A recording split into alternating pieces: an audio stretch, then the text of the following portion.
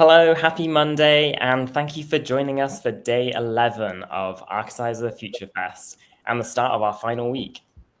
To those of you who have attended one of our previous talks, welcome back. And if this is your first event, thank you for joining us. Future Fest comprises an epic series of 15 live talks with A+Award winners from all over the world, forming a vibrant celebration of architectural innovation. It's also our way of warming up for the 11th annual A+ Awards, which is opening for entries on October 17th this year. And you can stay tuned for more details on that a little bit later on.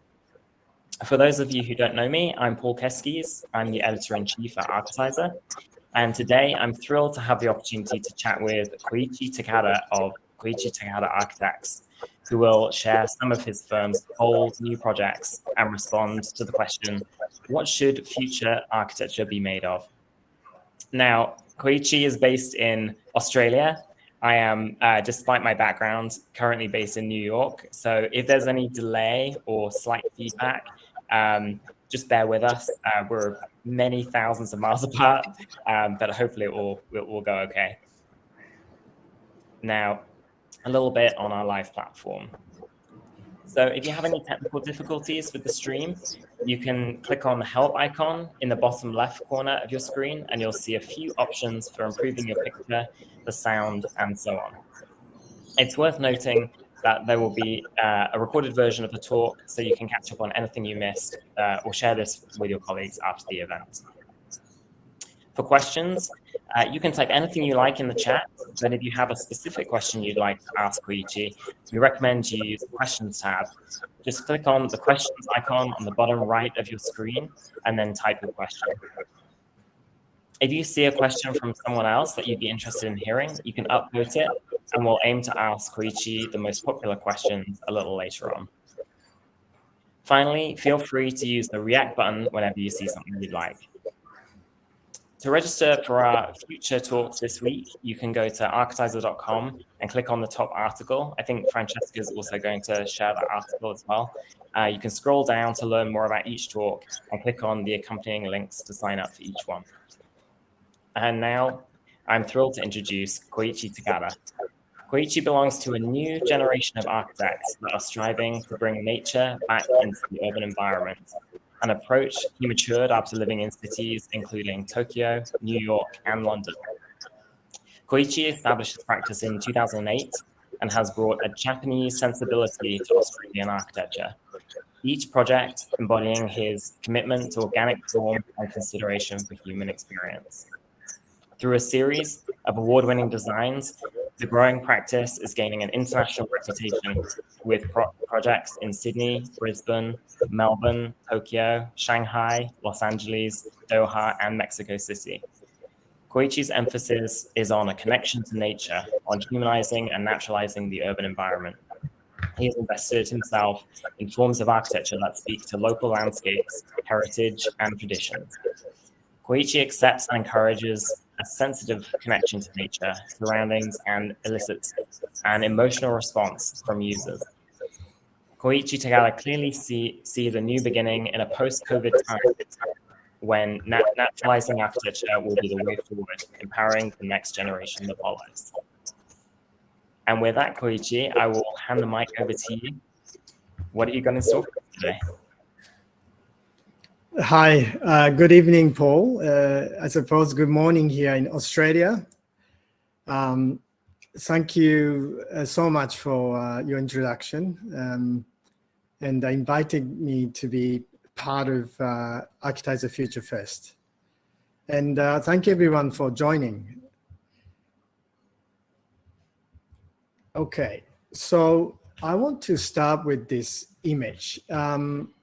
I currently live in Sydney, and in fact, I lived in many other cities. Let me start by saying, well, Hong Kong, Singapore, Tokyo, New York, and London. But I think Sydney is the city by far the longest I ever lived in my life. In fact, more than half of my life here.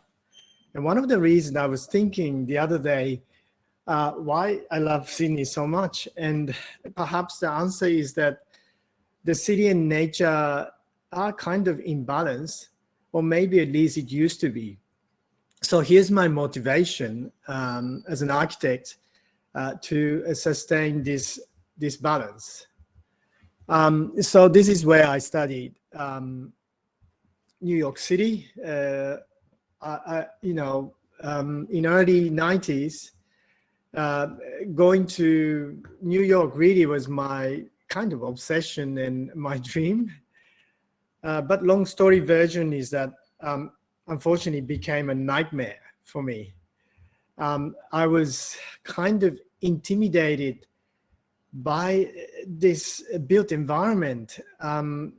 As you know, Paul, living in between all concrete and steel and those narrow streets. In fact, believe it or not, I almost gave up architecture. So then I found this New York Central Park. I start going to Central Park. I remember every Sunday to play baseball.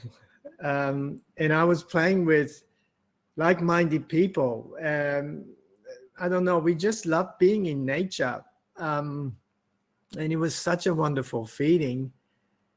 And afterwards, I remember kind of always felt fully recharged coming out of Central Park.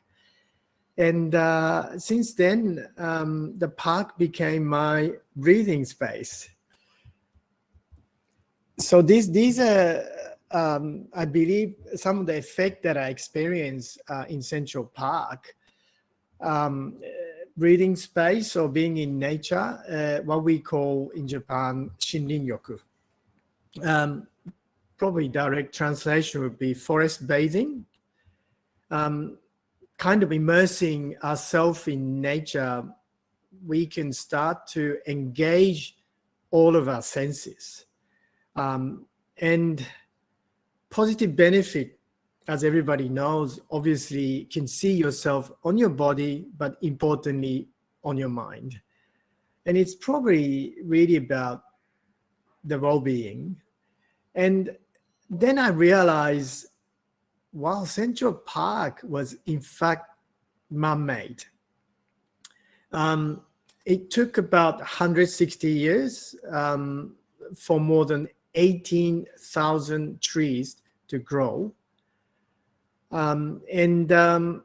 Also, they absorb almost let me get this fact right, it's 1 million pounds of CO2 per year.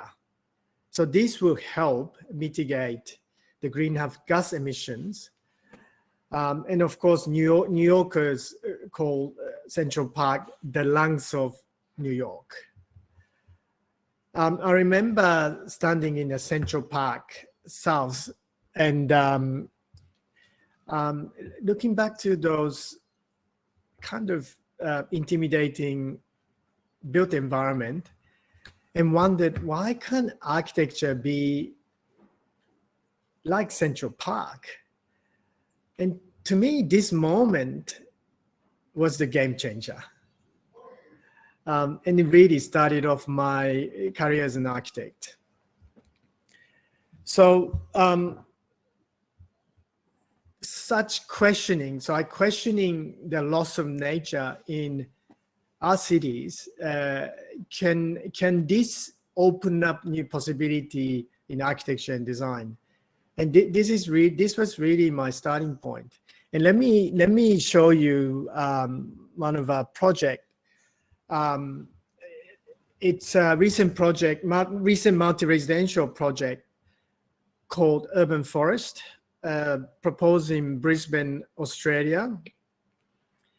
We aim to be the, in fact, the Urban Forest, hoping to be the greenest residential building.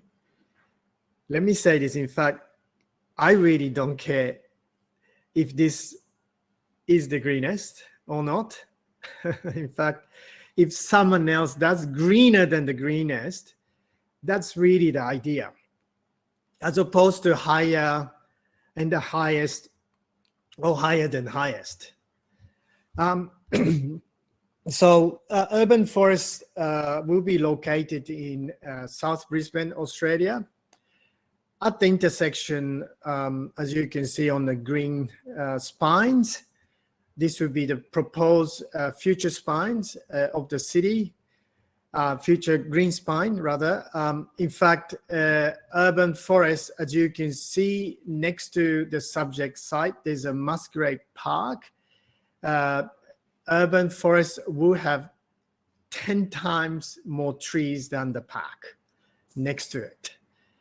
The size of urban park, in fact, is 1/10 of the Masquerade Park. And across the Brisbane River, there is a botanic garden, you can see. So half of that trees, numbers of trees, imagine, will be vertically stuck in urban forest. And this is the image we're hoping to deliver. And I believe that cities of tomorrow must embrace nature. This will be a green beacon that symbolizes the possibility for our greener future. The original design of urban forest can accommodate 1,000 mature trees and 20,000 plants.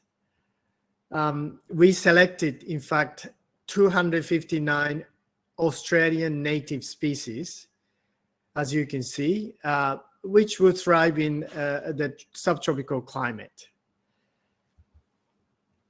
Urban forest really, when you see this image, becomes extension of the surrounding public parks, horizontally as well as vertically, so to speak. And so this is ground floor plan under the raised podium. We are giving back half of the site area to the public, essentially creating a public park underneath the building. It will have, I suppose, the world-class visitor experience. We want to attract people here. And there will be urban farming facilities, tourist center, or we call it kind of education center. Idea of this is to pass our knowledge to the public about how this building is performing with its green design. And we really don't mind sharing this knowledge. And this is one of the key aspects of urban forests, not just being a great architecture, it's something that does to people. So this is the undercroft, as you can see, 5 to 6 story high. So we kind of made it so that it could receive the daylight, and it's still a pleasant place to be undercroft of the building. So this is how apartments work. We call it design to breathe, with natural cross ventilation through pressure differentials. Residential corridor also is designed to be open air corridors and cross ventilated. Each balcony colored green, what we call backyards in the sky, will be 3 to 5 times the size of conventional balconies around this area. And of course, the view back to Brisbane City from every apartment will have, kind of a treetop and tree canopies in front of you. And then top of the building, we propose 2 stories of communal residential amenities. And in other words, we dedicated the best spot in a building shared by all residents. this is, I suppose, most democratic way to share the best spot in a building. And this is the top floor. Really, this creates the sense of community. And I won't get into details, but you can imagine a pretty impressive lifestyle with, imagine the subtropical weather. And there's so many opportunity for social interaction in this space. So living here, I could imagine probably feel like being on holidays. Imagine every day is holiday at home, a bit like Shinrin-yoku, but in a city center. And also inviting place to bring friends and family, and bit of detox and I suppose retox at the same time. And then we found out that the city of Brisbane has been selected to host 2032 Olympic Games. The Lord Mayor pledged to make this Olympic the greenest ever in history. And urban forests hopefully provide a new identity for Brisbane accordingly. And why not be the lungs of Brisbane in the future? So the next project, if urban forest was an example of bringing nature back to our city, this project, Norfolk, is about architecture working with nature. The site is really a popular Australian holiday destination in Queensland. It's called Birdie Heads, right in front of the beach. And especially interesting enough that post-COVID and with new working from home flexibilities, more people are moving to this area away from city.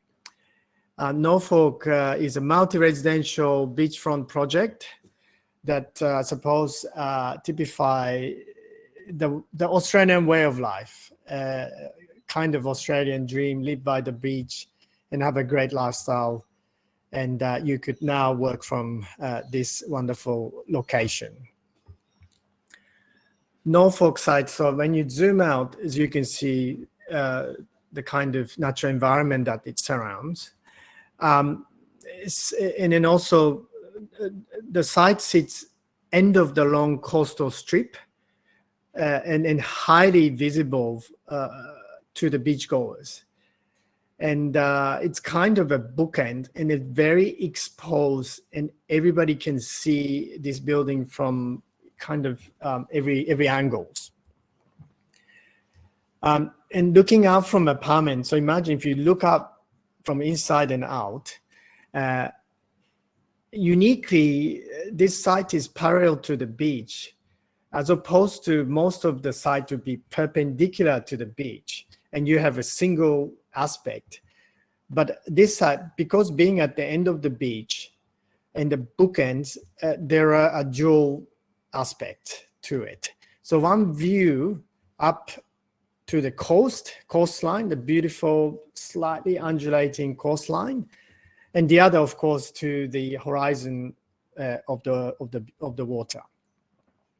So when you see it from here, you see that beautiful what coast does in Australia. It's not straight; it's just gently undulating. And in the left, you see the Gold Coast town centre. And on the right, expansive panoramic ocean view. In foreground, you can see the natural heritage. So these Norfolk pine trees are naturally listed in these areas. So along the beach, you see all the pine, kind of a pine trees, which really inspired our building design. And what nature does is really incredible. For instance, this Norfolk pine cone tree, pine cone from what you get from the Norfolk pine trees. closes to protect its seas, but when climate's just right, it opens up. And kind of just like the front facade of Norfolk design. And it not only resembles the pine cone, it also performs like one. The residents can be protected or can open up all the windows, doors, and screens, completely open up to enjoy the 300 days of subtropical sunshine in this area. And I call it's kind of example of climatizing architecture in that sense. And residents can equally control their environment. And because nature is so pristine in this area, you want to be with nature. You want to be at one with nature. And architecture almost should feel like invisible. And but experience of it is very much natural. Balcony, as you can see, overlaps and provide ones that the shaded aspect. It can be a very hot climate in this area, but equally, if you prefer that sunlight, you could come out to the sun. So you have a shaded as well as the sunnier side, if you like, on your balcony. And this is the side of building facing the park. And bedrooms essentially are situated at the back of this building, and have another private balconies. And both sides of the building designed to allow natural light as much as you can. And equally, when you see this plan, there is 2 apartments on each level, side by side, and every room connects with nature. In other words, wherever you are in an apartment, you see constantly connect with the water or the park. And we kind of direct it in such a way that whenever you walk in, you would have a visual connection. And when you turn, getting into living, again, another visual connection, getting to bedrooms, getting to bathroom, everything has kind of that visual connection back to nature, except the ensuite. We couldn't open the window, but we put the mirrors. So when you're walking in, you get the reflections of the water view. So everywhere you go, you're constantly in touch with the water in front of you.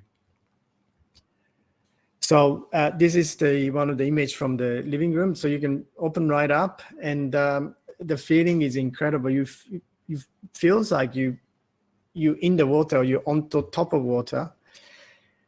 And this, the being in Norfolk feels like you are really immersed in this environment.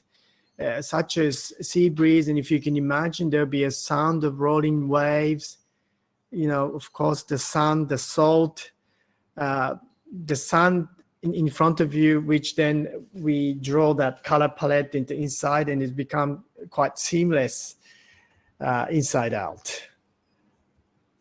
And then the side screens, it can slide back and forth and filter the especially the summer sun, but welcome the winter sun by opening up completely.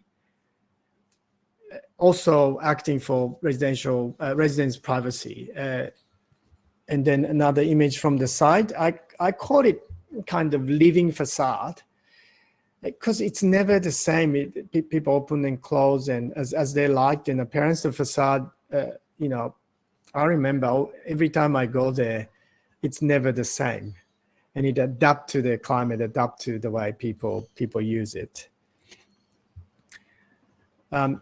Okay, so earlier in my talk, I show you the photograph of a forest, and I talk about Shinrin-yoku, the forest bathing, if you remember. Now, this photo looks almost identical to the photo, but in fact, it's not a forest. It's a sculptural work by one of my favorite artists, Thomas Demand. In fact, this is made of, believe it or not, 270,000 leaves cut out of paper.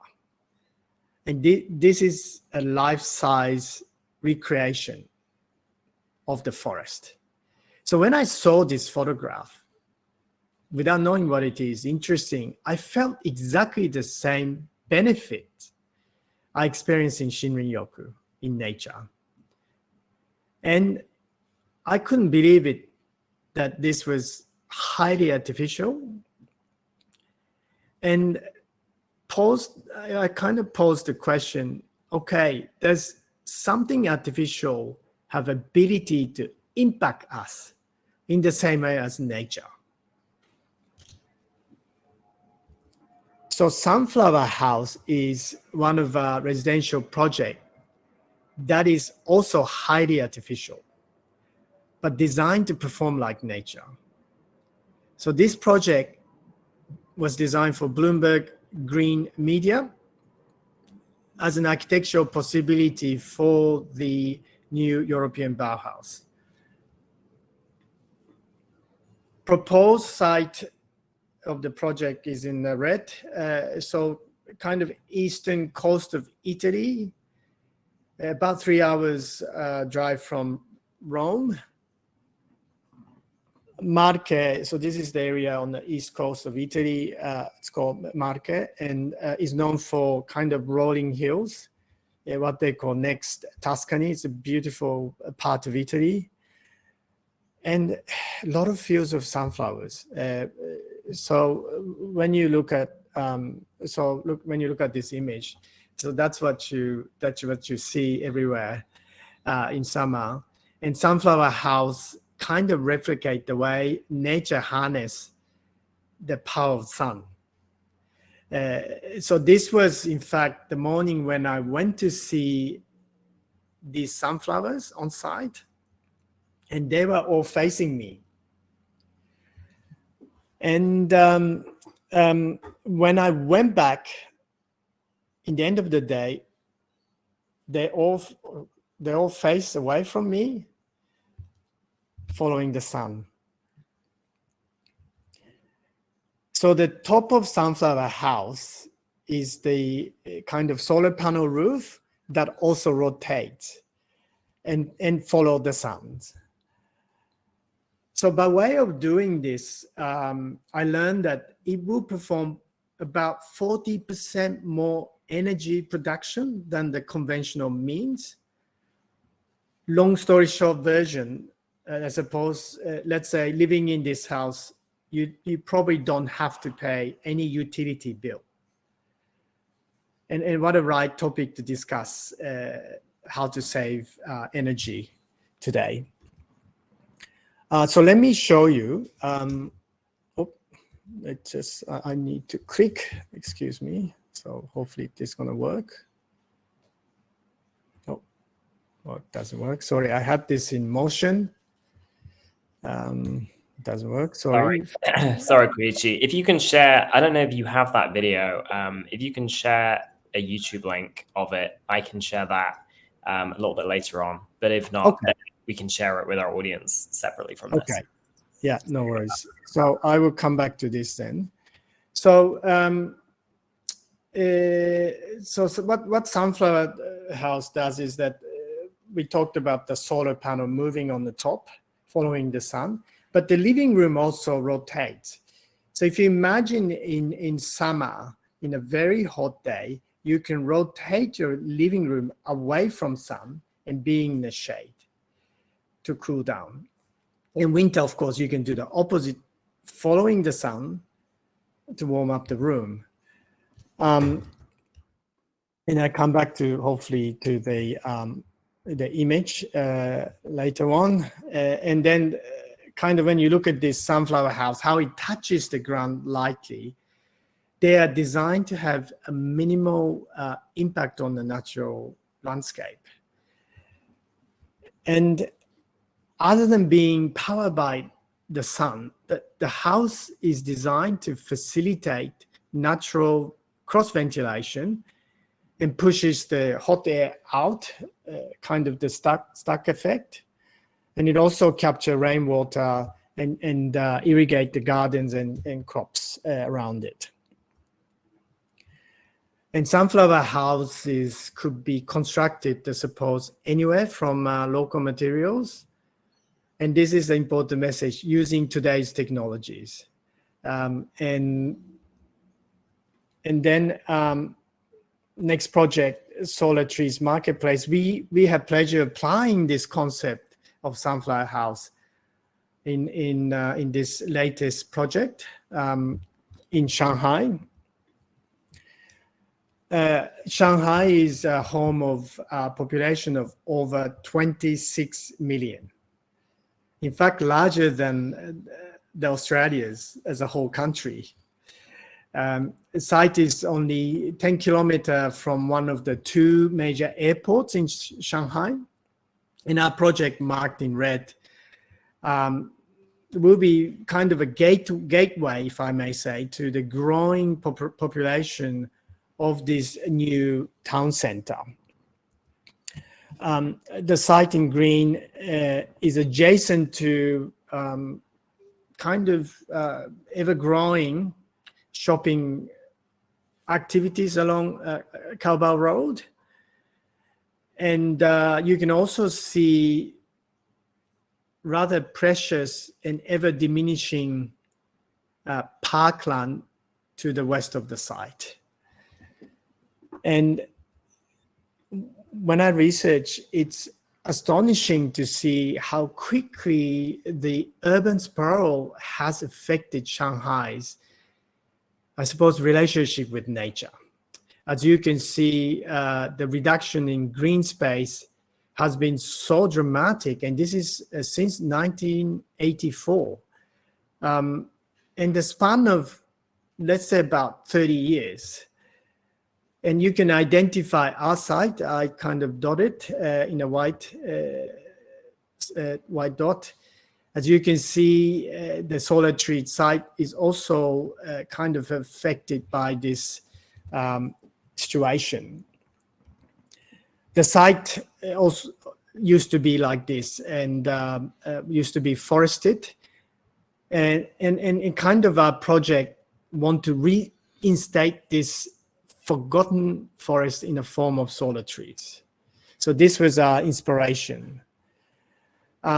This image shows our design proposal for the marketplace, and 32 architectural trees form a canopy, and branches provide shelter and shade, of course, and allowing natural light and drawing filtered fresh air inside the marketplace.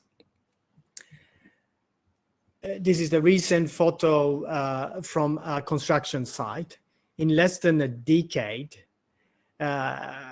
we really hope that you see the existing street tree, comfort street trees will grow as high as the architecture itself, and visually, if you like, blurring the boundary between artificial and the natural trees, kind of giving a hybrid Shinrin-yoku, if you like.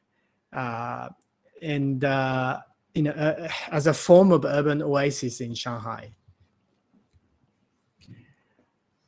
The first stage of solar trees will serve as a display suite, and the second stage, we are seeking to preserve the local traditional Chinese market. These are the trades quickly disappearing with globalization, I suppose, and especially the spread of online shopping today. The image on the left showing the marketplace in stage 2. The right is one of our most recent construction photo.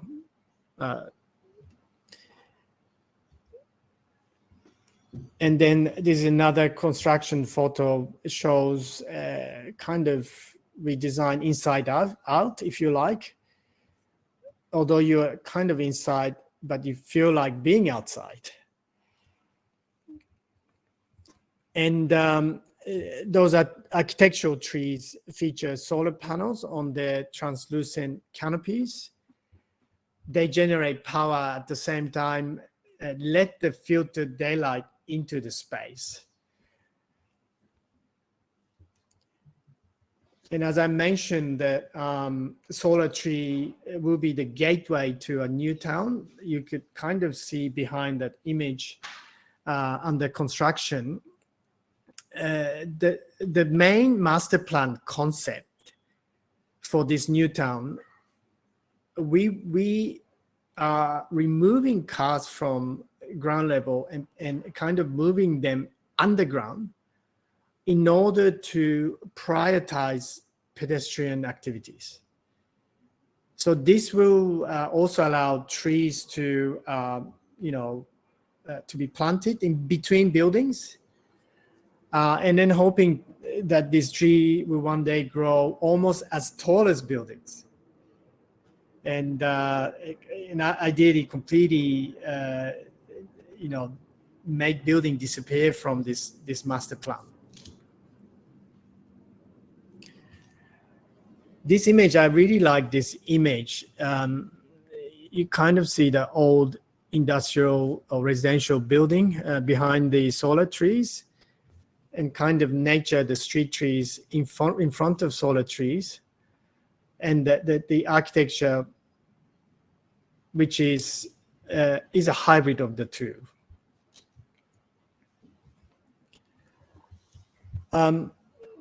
And lastly, I would like to share the story of Ise-Jingu in Japan.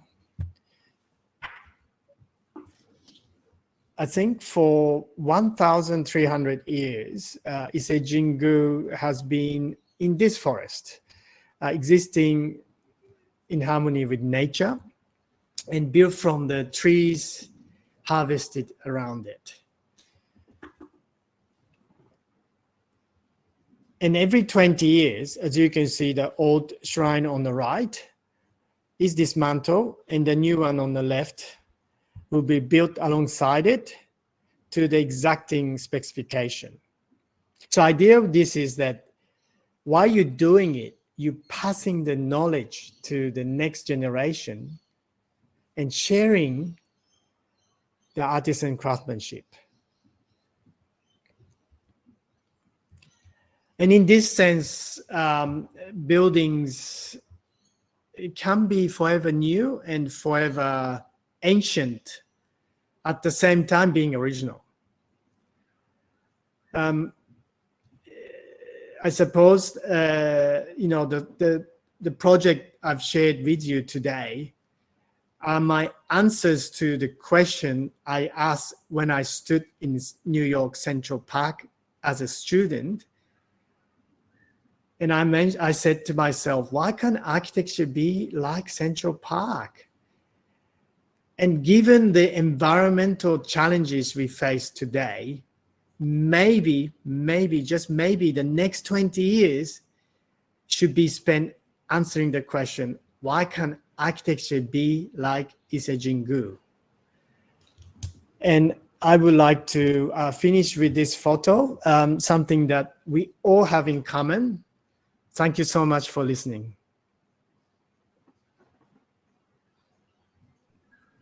Thank you so much, Koichi. That was absolutely incredible. Very inspiring. I'm so excited to see those conceptual projects come to life.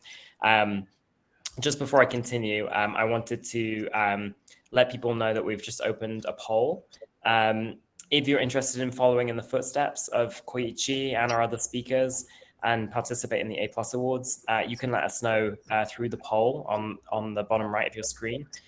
You can request a submission guide, and you can request updates and deadline reminders for the upcoming program, and I'll just leave that. I'll leave that open. With a little bit of magic, I think I've managed to acquire the video that you wanted to show, so I can show it now. Okay. With a bit of luck. So yeah, let's do it. Hopping back to the Sunflower House, I can hopefully bring this up. Let's see if this works. Perfect. Amazing. Yeah, there you go. So this is sunflower house in motion. See, as you can see, the solar panels roof turns following the sun, and then natural sunflowers also following the sun, if you like. And the living room kind of turn away from the sun or can follow the sun. Depends on how you want to warm up your room or cool down your room. And it's really a dynamic architecture as opposed to static. It really emphasized the performance rather than just the aesthetic sense.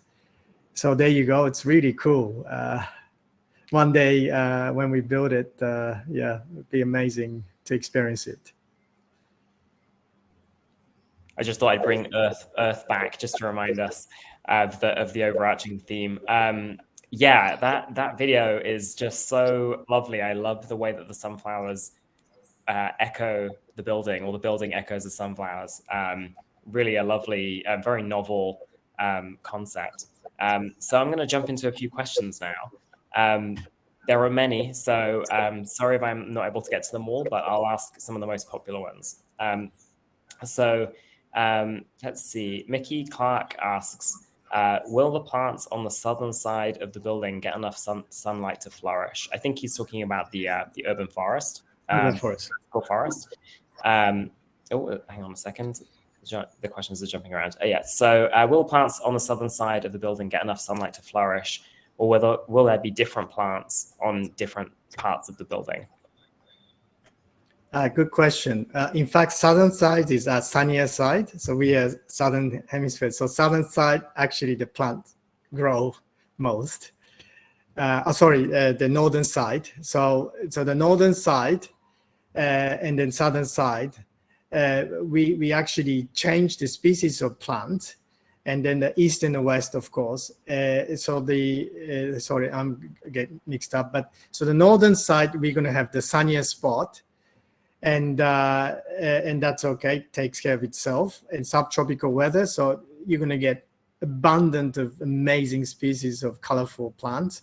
The southern side will be the shaded tolerant plants and irrigated with the nutrients and so on and so forth. So we're pretty confident that this would still sustain that greenness, if you like. And but every side would be a different, and throughout the season it also changes the color. Lovely. We have so many questions about these plants on this building, so I'll ask one more, but maybe hopefully the answer overlaps for other people's questions. Danilo says, how sustainable are these kind of very green buildings, since the plants and trees require a lot of water and maintenance? And do you know how the maintenance works on a building like this over time? Is there a plan for residents to share the cost of that, or how might that work? Yeah, so the maintenance is a bit like maintaining your backyard at home in a house situation. So we created this corridor that the gardeners can walk through it without disturbing the residents. And look, it's a living materials, as I call it. So it does require a lot of cares. But this is the idea that you're creating, again, the relationship with nature. So the part of sustaining or maintenance itself is, if I may say, act of sustainability. In terms of the cost, of course, will be shared by the residents, and that's the kind of the intention that you want to live in the greenest building, as opposed to residential building in the world, and your contribution kind of stated in architecture itself. But also these clients, so Area Property Group, and I have a pleasure of sharing the vision with them. They've done many building, in fact, greening in these areas. So this experience would then transfer into bigger scale in urban forest. And equally talking about where the trees are coming from, looking at the forest itself, not in the city, but if you imagine in the countryside, we would have to grow this forest. Again, the act of growing that forest itself contributes to the sustainabilities in a sense. So, and then when you take the forest, a bit like the Isejingu, I suppose, then you have to grow another trees for another project. So it's kind of creating this ecology in itself, and not just doing for one, but really looking at doing it sustainably. Fantastic. Yeah, this really continues a lot of what I was talking to MVRDV about last week, who doing some rooftop trees on multiple projects as well. So this is really great kind of insight into how it works technically. On the same project, I think you had an incredible rooftop bar restaurant with an amazing kind of timber column at the middle. It was kind of a tree-shaped column. And Dimitri asked, I love the columns of the building. They remind me of trees. How were these designed? And was it using some kind of algorithm? Oh, okay. Algorithm, that's very interesting. Look, we love parametric design and kind of use algorithm.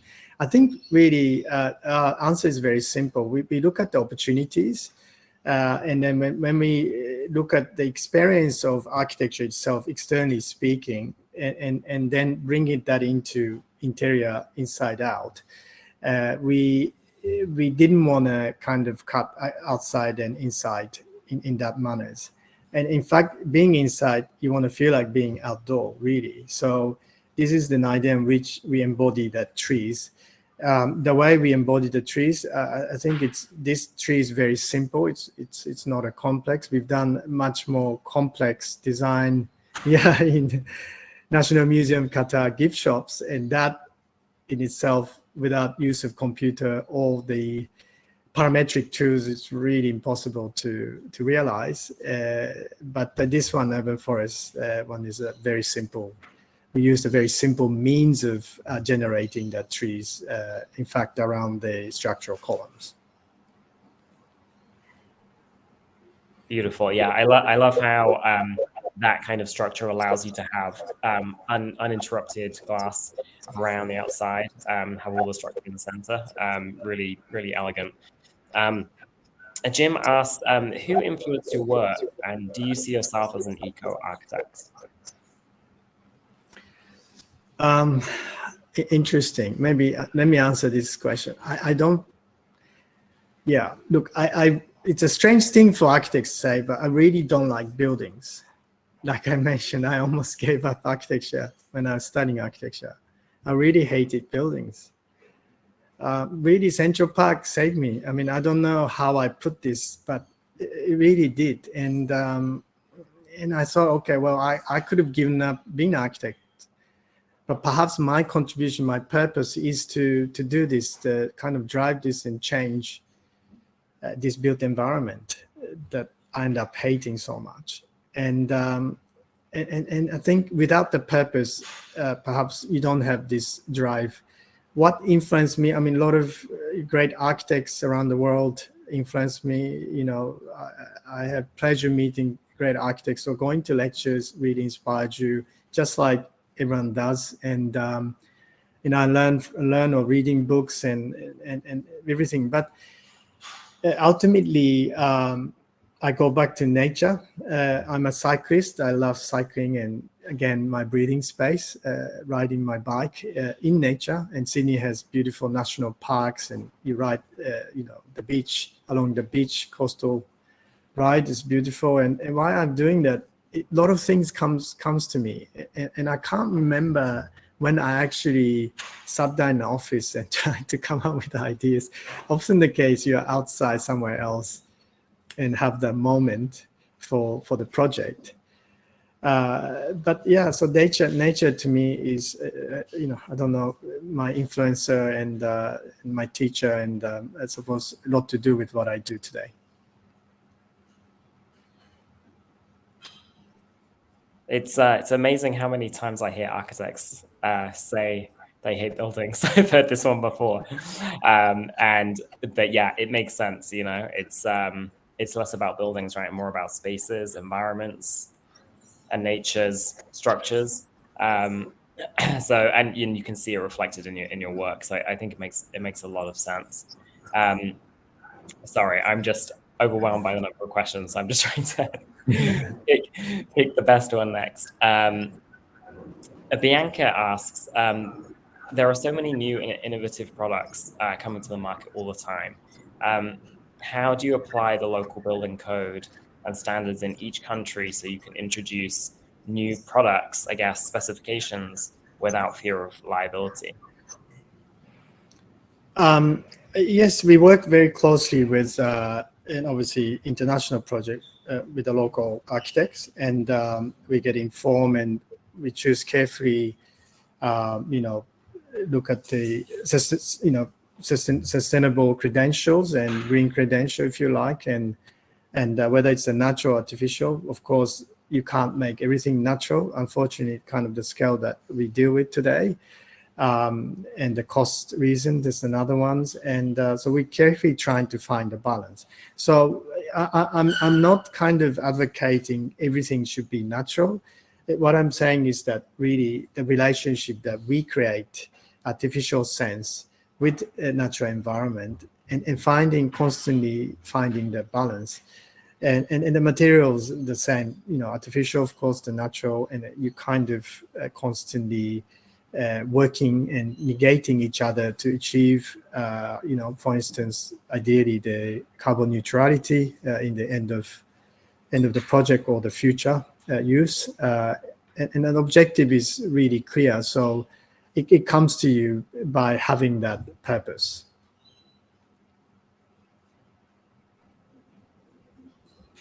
Fantastic. Just a question on the Sunflower House, and I personally love this one. It's probably my favorite project. One of the favorite projects I've seen in the whole festival. Anna asks, what's the shelf life of a building like this, I guess, with this kind of moving mechanism? And do you have to consider how something like that might withstand different weather conditions and even earth movements over time?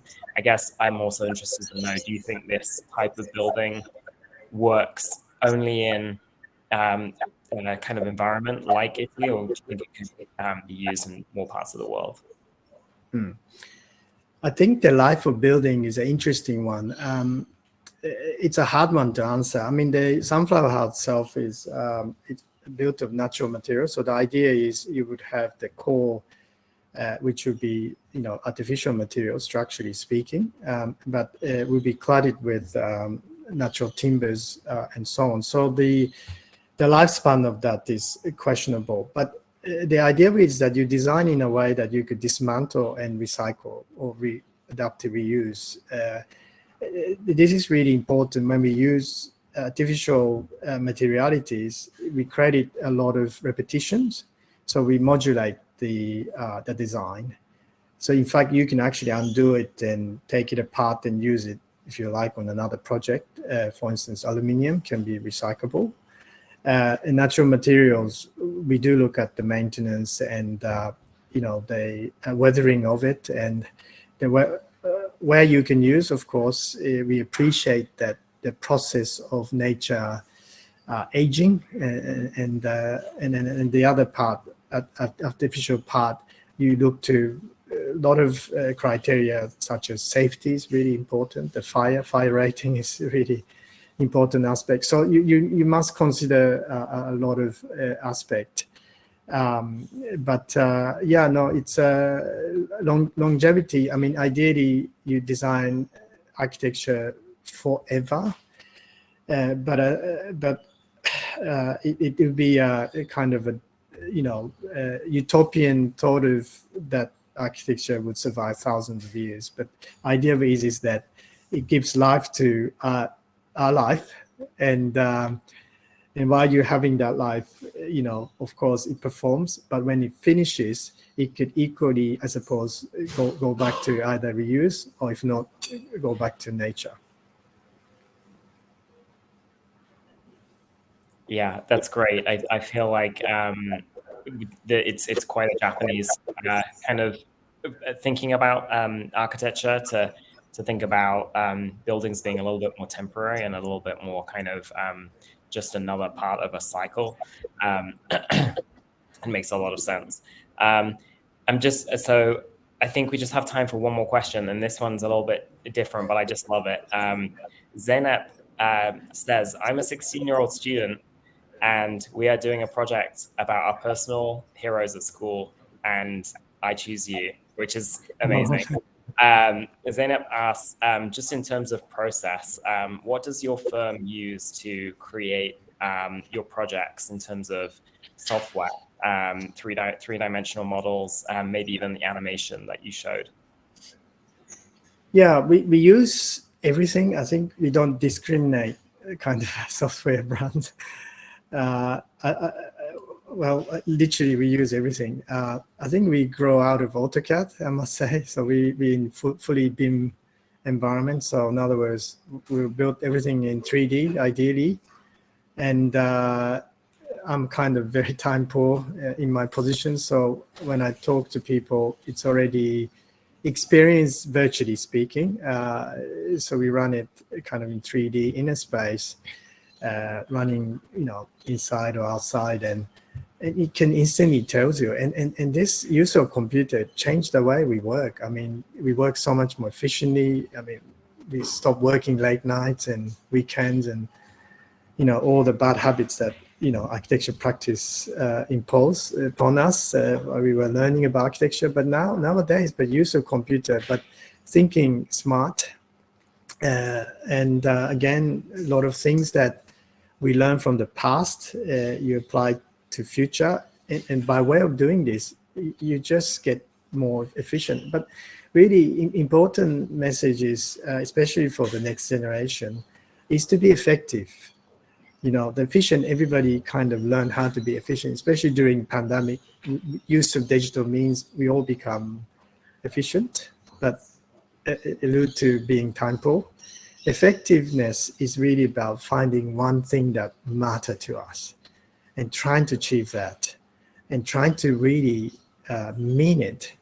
And that's the way I think we could still connect with architecture in a sense of built environment. And again, back to nature, there are so many inspirations and there's so many things that you can learn. And speaking of nature, again, a bit like the Qatar gift shop, is, as I see behind you, to kind of emulate what nature does in terms of formation or organic sense of creating that complexity of space. We can't do it with our brain, and then think computer need to kind of digest and simplifies. And so from that aspect, I think it's fascinating what we can do with state-of-the-art technology today, and it's really exciting for the future generation. Wonderful. That's a fantastic conclusion, I think. I think there was a couple of people asking if there's going to be a recording. Yes, you will be able to get this talk on replay. You'll get an email in your inbox right after this. Thank you so much, Koichi Takada. Absolutely incredible presentation, and I'm so excited to see what you create next and what your firm constructs in the next few months and years. Thank you everyone for joining us. Tomorrow we have Michael Su, Office of Architecture, and we're going to be talking about materials for the future of social housing. So I think that one's going to be fascinating as well. That one's going to be at 11 a.m. Eastern. And I'll leave that poll open. If you're interested in the A+ Awards, let us know via the poll. And until next time, Koichi, I'm sure that we'll do this again. But thank you so much. And thank you, everybody. Have a good evening or a good morning, no matter where you are in the world. I appreciate it. Bye, everyone.